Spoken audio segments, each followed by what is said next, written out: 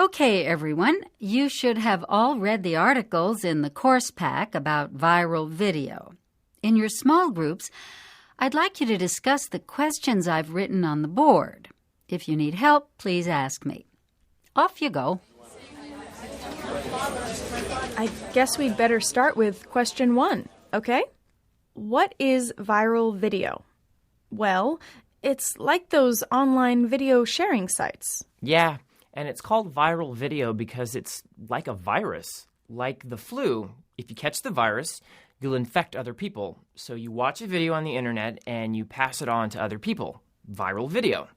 Catchy name. You remember that cool clip I forwarded to you last week, Tim? Are you talking about the one with the joke ad for a car? Right. So we're a good example of how viral video gets spread around the internet.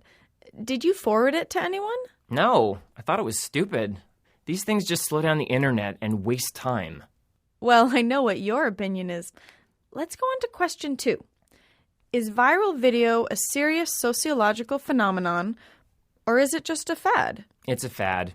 It's not going to last. This is just a bunch of teenagers playing with their computers. We don't need to take it seriously. I don't know about that. Did you read that there are 50 million videos on the most popular viral video site? More people go to that site than watch MTV. You know what that means. Advertising dollars. So you're saying that advertisers are going to invest in an internet site rather than cable TV? You sound skeptical. Oh, Professor, I didn't see you there. It's already happening. Viewers, especially younger viewers like you, are tired of the old media, TV, cable, movies, newspapers, and they're not satisfied with websites that just present information. They want to make the sites that they view. It's called Web 2.0. What does that mean, Professor? You know how the second version of a computer program is often called 2.0? Well, Web 2.0 is the name for the second generation of Internet sites, ones that are truly interactive, in which the users make the content. Why don't you look at the next question? What makes viral video attractive? Well, this journal article we read made a really interesting point. It said that our generation no longer trusts the journalists, TV stars, and movie makers. Instead, we turn to our peers for entertainment. That represents a social change away from authority figures like TV news anchors. Right. Online video belongs to ordinary people. All you need is a cheap digital video camera, free software, and an internet connection, and you make a viral video. That's the problem. Look, question 4. What problems do you see with viral video? The problem is that most of these videos are terrible. I mean, who cares? There's a reason that these people are amateurs, not professionals. They're not good enough to be paid for what they do. We've all seen those video clips of teenagers singing pop songs in their bedrooms. Is that entertainment? So you're saying that only professionals can make good TV and movies? I disagree. There's so much bad television these days.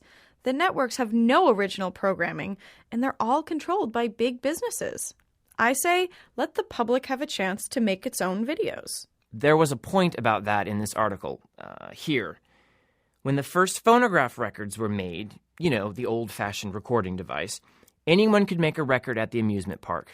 And before long, people realized that professional records were much more entertaining. That's where viral video is going. Maybe so, but from a sociological point of view, these online communities are important.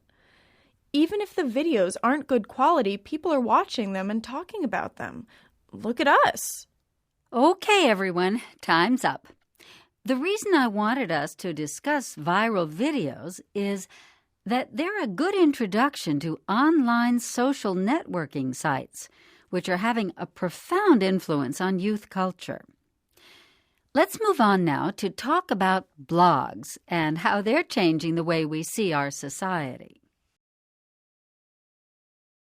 I'm so glad I finally persuaded you guys to come to the Museum of Fine Arts with me. I love this place. You've talked so much about it, Bruno. We had to see it for ourselves.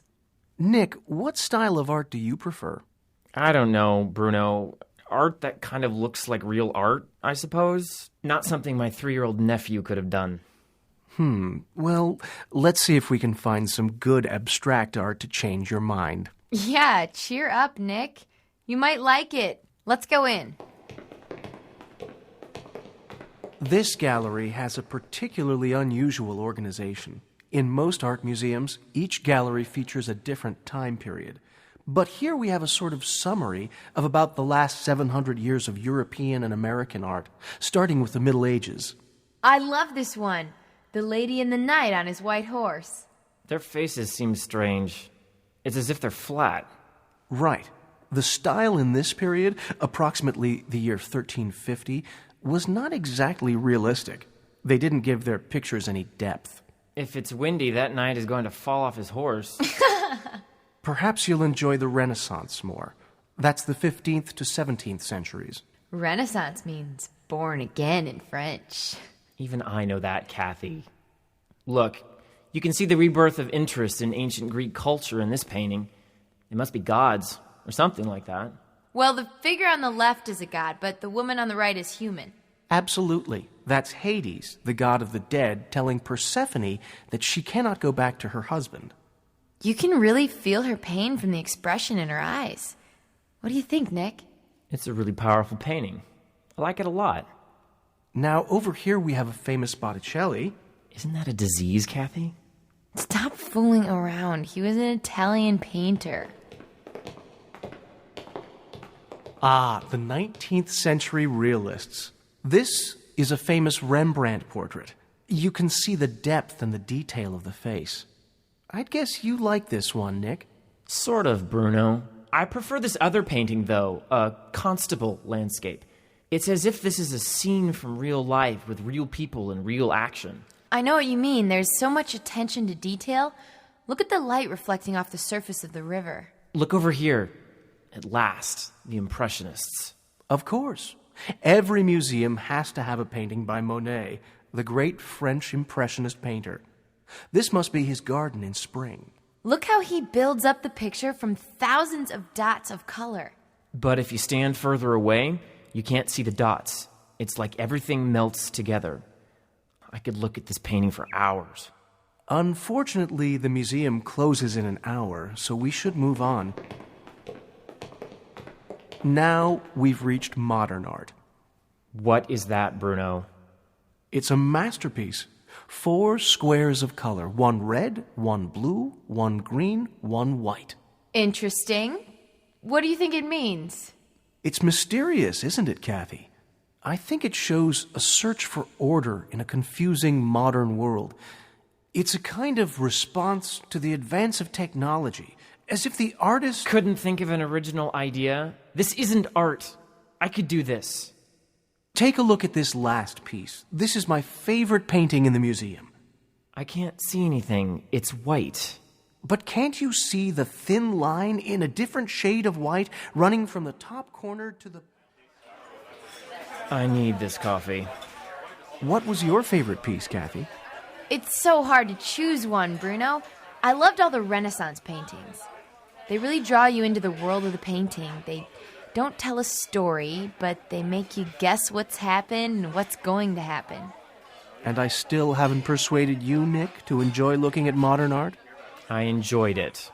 I thought they were very funny. Actually, I thought you were pretty funny too, Bruno.